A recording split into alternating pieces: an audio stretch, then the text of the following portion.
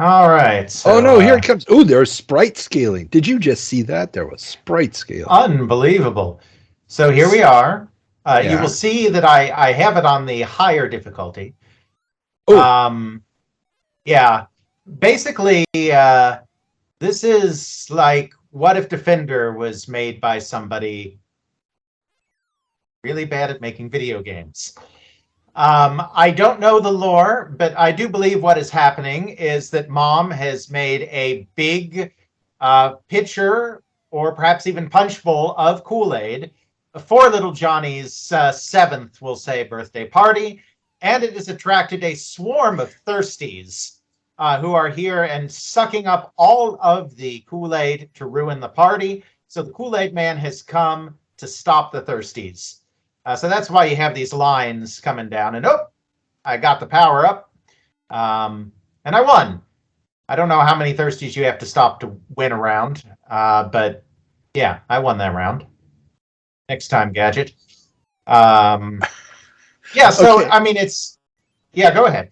Yeah. So when you're hitting those thirsties that are flying back and forth, are they bouncing you backwards, or is it having an effect on They your motion? are. Yes, they have an effect on your motion, and it is also in some way doing damage to you. Um, I assume your health meter corresponds to the colors or something.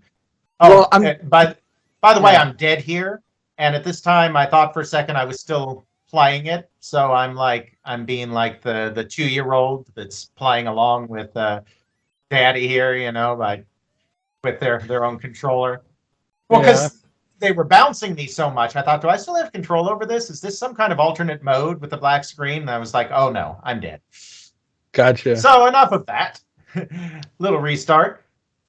Now, I think this is okay. So those are straws that are doing this, and obviously they're using the Yes, 2600's ability to change colors for different scan lines correct. to very poor effect because it's basically just, yeah, everything is the Yeah. color of the scan line, Yes, and of including your course the sprite. exactly. So your sprite constantly changes colors. So yeah, This, you can see you get smaller as you get hit. You can eventually die, though. I think by I think you gain health back by hitting the thirsties that are trying to suck away the juice. And yeah. there are also power up letters that come by that turn you into the big Kool-Aid man, and you are invincible for a time as the big Kool-Aid man. It's not like Pac-Man; you don't, turn the tables on them, but they can't hurt you. So yeah, some of the thirsties just fly by; others stop to sip to drink the Kool-Aid. Um, Not a and phrase yet. Not a phrase yet at this point in '83. That's coming. but yeah, so that time it looks like that time I died because yeah, they ran out of things. They ran out of they drank it all. Mm, So this okay. time I put it on the easy difficulty A mode just so our viewers could get a taste. Get it, Carl, a taste Yeah, yeah, of that wasn't of funny what in the the basic. pregame. It's really not funny now. Excellent.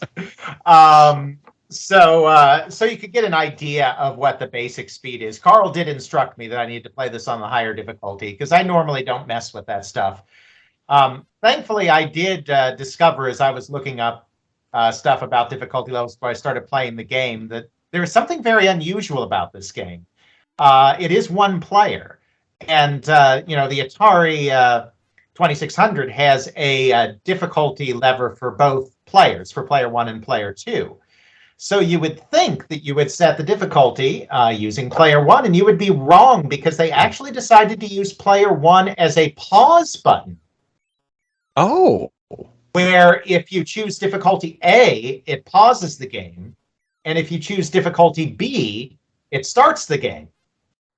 So that's very interesting. confusing if you don't have a manual or something, because you could very well start your game and it's just frozen if you Wow. have your difficulty set to player A. So you actually set the difficulty with player two's difficulty toggle. Interesting. That is a weird choice It is.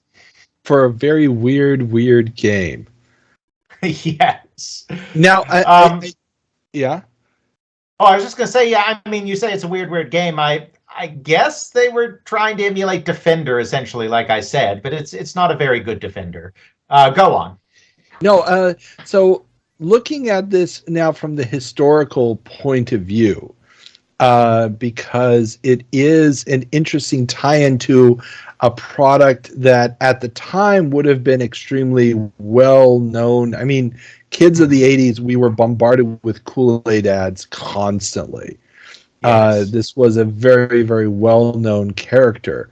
So the question, I guess, is, as someone who also was familiar with the Kool-Aid ads, does this live up to your expectations of the property Kool-Aid? Does it have the factor that you would expect from the Kool-Aid man? Absolutely not, because first of all, you only get to be the true Kool-Aid man in very brief moments of glory, and there is no wall busting at all when you do. Really, it should have been, because I'm an expert game designer, of course, this should have been a Pac-Man clone, where you are playing the Kool-Aid man, and when you get the equivalent of the power pellet, you get to bust through the maze as part of your gameplay. I mean, clearly. Yeah, that's true. That is true. And just these guys drinking the Kool-Aid The Thirsties. and just saying that nowadays is so much fun, because there is an alternative world where the Kool-Aid Man game is really you're a cult leader getting everybody to drink the Kool-Aid. Yes. Yes, indeed. For those of you that don't know, Jonestown, look it up. Yeah. It's very tragic, but we're laughing about it.